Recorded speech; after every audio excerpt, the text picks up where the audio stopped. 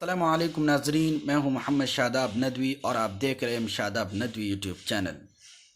ناظرین، آج سے میں ایک ویڈیو سیریز شروع کر رہا ہوں اور یہ ویڈیو سیریز ہے کلاس 12 میں پڑھائی جانے والی کتاب کہکشاں حصہ دوم کے سلسلے میں، کیونکہ اس کے ایگزام قریب ہے اور طلبہ کے پاس وقت بہت کم ہے اور ہر ایک طلبہ یہ چاہتا ہے کہ کم وقت میں اچھی تیاری کر کے 100% نمبر حاصل کریں۔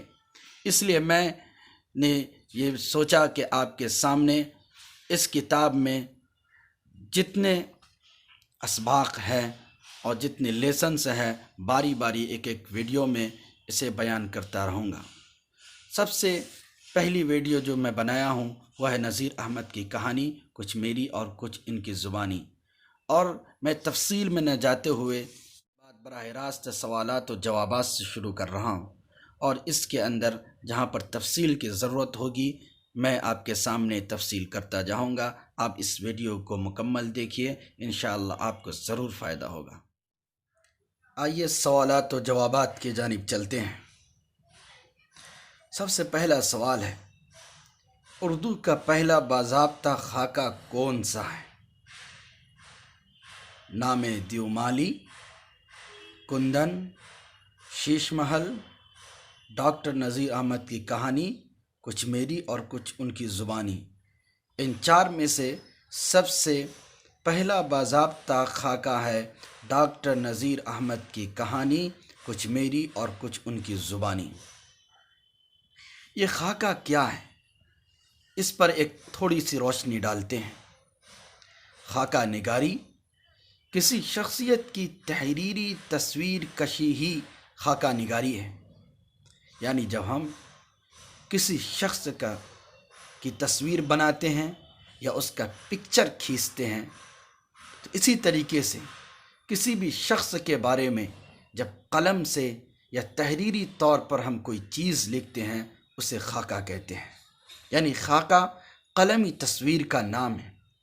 خاکہ ایسی نثری تحریر کو کہتے ہیں جس میں کسی شخصیت کی منفرد اور نمایاں خصوصیات کو اس انداز سے بیان کیا جاتا ہے کہ مذکورہ شخصیت کی مکمل تصویر آنکھوں کے سامنے آ جاتی ہے، ساتھ اس میں مذکورہ شخصیت کے خیالات، تصورات اور افکار و نظریات، کردار، عادات و اطوار سب کی جھلکیاں نظر آتی ہیں۔ خاکے کا مقصد ہی یہ ہوتا ہے کہ متعلقہ شخصیت کی ظاہری و باطنی یعنی ان کی ہر خصوصیات کے نمایاں اوصاف کو بیان کیا جائے جو اس کی انفرادیت اور شناخت کا ذریعہ ہیں۔ خاکہ نگاری نہ سیرت نگاری ہے، یعنی نہ بایوگرافی ہے، نہ سوانح عمری یعنی کسی کی زندگی کے بارے میں مکمل تفصیلات ہیں۔ یہ کسی دل آویز شخصیت کی دھندلی سی تصویر ہے۔ خاکہ نگاری مصنف نے کسی شخص میں کچھ قابل ذکر خصوصیات دیکھی ہوں اور وہ انہیں دلچسپ انداز سے بیان کر دے تو یہی خاکہ ہے۔ اردو کا پہلا خاکہ نگار کون ہے؟ چار آپشن ہے: رشید احمد صدیقی، مولوی عبدالحق، منٹو، فرحت اللہ بیگ۔ تو سب سے اردو کا پہلا خاکہ نگار ہے فرحت اللہ بیگ۔ یہ بات ہمارے دماغ میں ہونی چاہیے، اردو کا پہلا خاکہ نگار فرحت اللہ بیگ ہے۔ نذیر احمد فرحت اللہ بیگ کے کون تھے؟ چار آپشن ہے: شاگرد، والد، استاد، چچا۔ جواب ہے نذیر احمد فرحت اللہ بیگ کے استاد تھے۔ کون تھے؟ استاد تھے۔ فرحت اللہ بیگ کے ساتھ مدرسے میں کون تھے؟ یعنی ان کے ساتھ نذیر احمد کے مدرسے میں کون پڑھا کرتے تھے؟ تو اس میں چار آپشن دیے گئے ہیں: مسٹر رضا، میاں دانی، مسٹر مبین، میاں شانی۔ تو یہ خیال ہونا چاہیے کہ فرحت اللہ بیگ کے ساتھ مدرسے میں میاں دانی تھے۔ کون تھے؟ آپشن نمبر 2 میاں دانی۔ نذیر احمد کے تعلق کس صنف سے ہے؟ یعنی وہ تحریری طور پر کس صنف سے تعلق رکھتے ہیں؟ تو اس کے لیے 4 آپشن ہے: ناول، افسانہ، خاکہ، نظم۔ ہمیں خیال ہونا چاہیے کہ نذیر احمد کا تعلق ناول سے ہے، خاکہ نگاری سے نہیں۔ کس سے ہے؟ ناول سے ہے۔ فرحت اللہ بیگ اور میاں دانی مولوی صاحب کے گھر کیوں جاتے تھے؟ یہ لوگ مولوی صاحب کے گھر تعلیم حاصل کرنے کے لیے جاتے تھے، نالج لینے کے لیے جاتے تھے۔ کس عربی شاعر سے متعلق سبق کو پڑھانے کے دوران میاں رضا کی چھٹی ہو گئی؟ یہ جو عربی شاعر تھے ان کا نام متنبی تھا، اور ان کی شاعری کا جو مجموعہ ہے اس کا نام ہے دیوان متنبی۔ اس کو پڑھانے کے درمیان میاں رضا کی چھٹی ہو گئی۔ جیسا کہ آپ نے کتاب میں پڑھا ہے کہ میاں رضا کو جب پڑھنے کے لیے کہا گیا تو میاں رضا سے عبارت میں تو اتنی غلطی نہیں ہوئی، مگر انہوں نے نظم کو نثر بنا کر پڑھ دیا۔ اس پر مولوی نذیر احمد صاحب کو بہت غصہ آیا، اور انہوں نے میاں رضا کو ایک مشورہ دیا کہ ابھی آپ جائیے یہاں پر، اب بعد میں آئیے گا، پھر جا کر کہیں اور پڑھ کر آئیے۔ فرحت اللہ بیگ شعرخوانی میں کس طرح کی غلطیاں کرتے تھے؟ فرحت اللہ بیگ شعرخوانی میں عبارت کی غلطیاں کرتے تھے۔ عبارت کہتے ہیں زبر زیر پیش کو، یعنی جب فرحت اللہ بیگ عبارت پڑھتے تھے، ریڈنگ کرتے تھے، تو اس وقت عربی کے اندر ان سے زبر زیر پیش کی غلطیاں ہو جایا کرتی تھی، اس لیے کو کہتے ہیں عبارت کی غلطی۔ میاں دانش شعر پڑھنے میں کیسی غلطیاں کرتے تھے؟ میاں دانش شعر پڑھنے میں جو غلطیاں کرتے تھے، یعنی وہ نظم کو نثر بنا دیتے تھے۔ نظم کہتے ہیں پوئٹری کو، اور نثر کہتے ہیں پروز کو۔ مولوی صاحب کے پڑھانے کا کیا طریقہ تھا؟ جواب ہے مولوی صاحب کے پڑھانے کا طریقہ یہ تھا کہ پہلے وہ طلباء سے، اسٹوڈنٹس ریڈنگ کرواتے، پھر اس کے بعد وہ اس کی وضاحت کرتے تھے اور کتاب کو سمجھاتے تھے، یعنی اس سبق کی تفصیل بیان کرتے تھے۔ تفصیلی گفتگو پر روشنی ڈالتے ہیں۔ مولوی صاحب اپنے شاگردوں سے کیوں غصہ ہو گئے تھے؟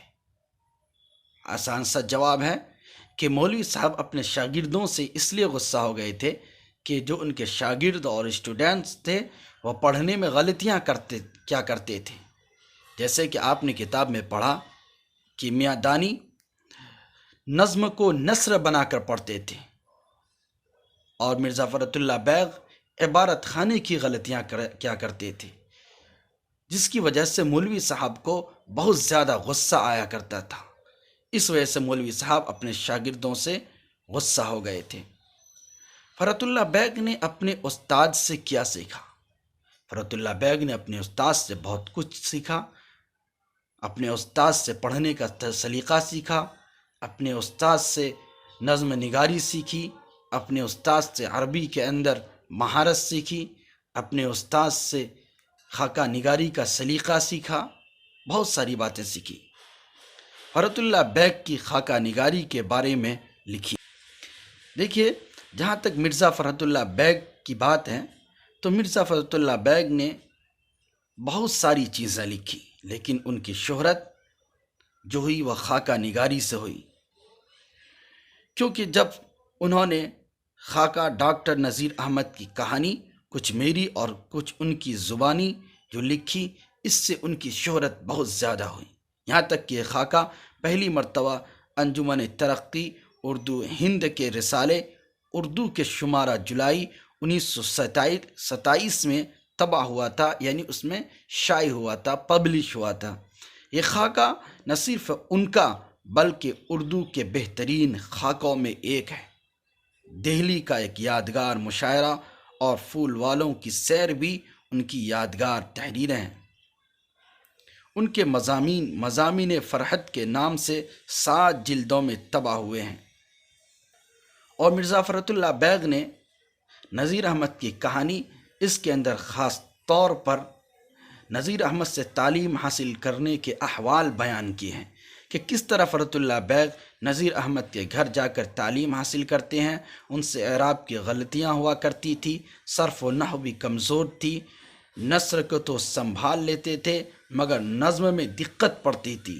نذیر احمد بار بار سمجھاتے تھے، پریشان ہو گئے، فرحت اللہ بیگ کو تعلیم دینے سے انکار کر دیے، لیکن فرحت اللہ بیگ ٹس سے مس نہیں ہوئے۔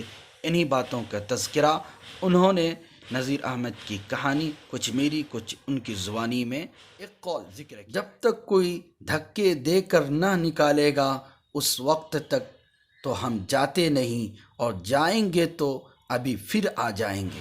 یہ قول کس کا ہے؟ یہ قول مرزا فرحت اللہ بیگ کا ہے۔ اس قول میں دھکے دینے کی بات کیوں کہی گئی؟ آپ نے کتاب میں پڑھا ہے کہ جب مرزا فرحت اللہ بیگ سے عبارت خوانی میں غلطی ہوئی تو اس وقت ان کے استاد ڈپٹی نذیر احمد نے انہیں کہا کہ یہاں سے چلے جاؤ۔ وہ جانے کو تیار نہیں ہوئے۔ انہوں نے کہا کہ چلے جاؤ یہاں سے، انہیں ڈانٹا پھٹکارا مگر وہ جانے کو تیار نہیں ہوئے، یہاں تک کہ ان کے استاد کتاب اٹھا کر پھینک دیے۔ مرزا فرحت اللہ بیگ نے اس وقت کہا کہ میں اسی وقت جاؤں گا جب آپ دھکے دے کر یہاں سے، تم جیسے شاگرد بھی کسی کے نہ ہوں گے، شاگرد کیا ہوئے استاد کے استاد ہو گئے۔ اچھا بھائی میں ہارا، اچھا خدا کے لیے کتاب اٹھا لاؤ اور سبق پڑھ کر میرا پینڈ چھوڑو۔ یہ قول کس کا ہے؟ یہ قول نذیر احمد کا ہے۔ یہ بات کس سے کہی گئی ہے؟ یہ بات مرزا فرحت اللہ بیگ سے کہی گئی ہے۔ اس قول میں کس سے چھٹکارا پانے کی بات کہی جا رہی ہے؟ یعنی شاگرد سے، یعنی ڈپٹی نذیر احمد اس میں اپنے شاگرد سے چھٹکارا پانے کے سلسلے میں ایسی باتیں کہہ رہے ہیں۔ اس قول میں کون کس کا استاد ہو جاتا ہے؟ اس قول میں نذیر احمد کا استاد مرزا فرحت اللہ بیگ صاحب ہو جاتے ہیں، کیونکہ وہی اس بات پر ڈٹ گئے کہ جب تک آپ ہمیں یہاں سے نہ بھگائیں گے ہم بھاگنے والے نہیں ہیں، اگر بھاگ بھی گئے چلے بھی گئے پھر بھی آ جائیں گے۔ جس پر ڈپٹی نذیر احمد صاحب مجبور ہوئے اور انہیں کہا کہ کتاب صنف ادب سے تعلق رکھتے تھے۔ نذیر احمد ناول نگاری سے تعلق رکھتے تھے کیونکہ انہیں اس صنف میں سب سے زیادہ مہارت تھی۔ ان کے بارے میں لائبریری سے معلومات حاصل کر کے اپنے خیالات پیش کیجیے۔ تو اسٹوڈنٹس، میں آپ کے سامنے نذیر احمد کے بارے میں ایک مختصر سے گفتگو کرتا ہوں۔ شمس العلماء خان بہادر حافظ ڈپٹی مولوی نذیر احمد ضلع بجنور کی تحصیل نگینہ کے ایک گاؤں ریہر میں پیدا ہوئے۔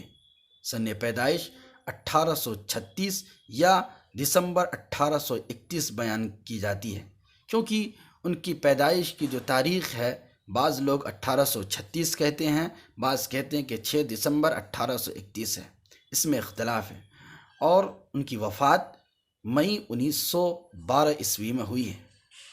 آپ ایک مشہور بزرگ شاہ عبد الغفور اعظم پوری کے خاندان سے تعلق رکھتے تھے، لیکن آپ کے والد مولوی سعادت علی غریب آدمی تھے اور یو پی کے ضلع بجنور کے رہنے والے تھے۔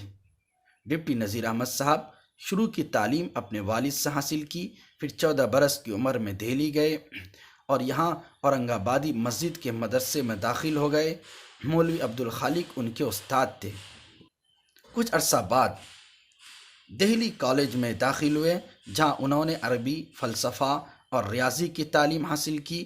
مولوی نذیر احمد نے اپنی زندگی کا آغاز ایک مدرس کی حیثیت سے، یعنی ایک ٹیچر کی حیثیت سے کیا، لیکن بعد میں اپنی ذہانت یعنی بہت زیادہ ذہین ہونے کی وجہ سے ڈپٹی انسپکٹر بھی مدراس میں منتخب ہوئے اور انگریزی میں بھی مہارت رکھتے تھے۔ یہی وجہ ہے کہ انڈین پینل کوڈ کا ترجمہ تعزیرات ہند کے نام سے کیا، جو سرکاری حکومتوں میں بھی بہت مقبول ہوا ہے۔ ملازمت سے سبکدوشی کے بعد یعنی ریٹائرمنٹ کے بعد مولوی صاحب نے اپنی زندگی تصنیف و گزاری۔ اس علمی و ادبی میدان میں بھی حکومت نے انہیں 1897 عیسوی میں شمس فرحت اللہ بیگ کی دوسری تصانیف کے بارے میں اپنے استاد سے معلوم کر کے مطالعہ کیجیے۔